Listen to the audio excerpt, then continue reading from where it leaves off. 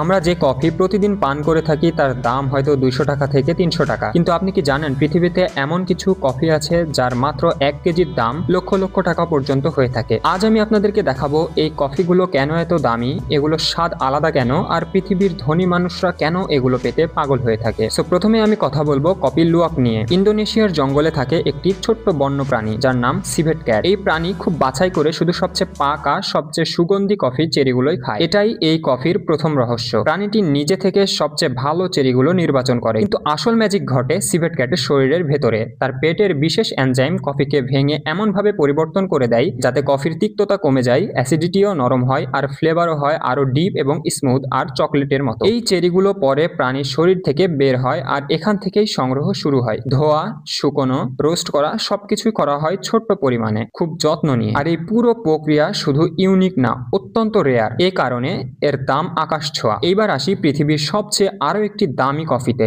যার নাম black ল্যাভরি coffee. এইটা তৈরি হয় থাইল্যান্ডে। আর এই কফির পেছনে আছে আরো একটি বিশাল প্রাণী, হাতি। হাতির বিশাল পেটে কফির চেরি দীর্ঘ সময় ধরে ফেমেন্ট হয়, ফলাফল স্বাদ হয় আরো মেলো, সিল্কি, অলমোস্ট টি-লাইক। কিন্তু সমস্যা হলো 1 কেজি ব্ল্যাক ল্যাভরি কফি বানাতে লাগে 30 থেকে 35 কেজি চেরি, কারণ হাতি অনেকটাই নষ্ট করে ফেলে। সংগ্রহ করা কঠিন আর উৎপাদন খুবই কম। এই কারণে ব্ল্যাক ল্যাভরি কফি পৃথিবীর সবচেয়ে রেয়ার ও লাক্সারি কফির তালিকায় সবার ওপরে। তাহলে এবারে প্রশ্ন আসতে পারে, এর দাম এত কেন?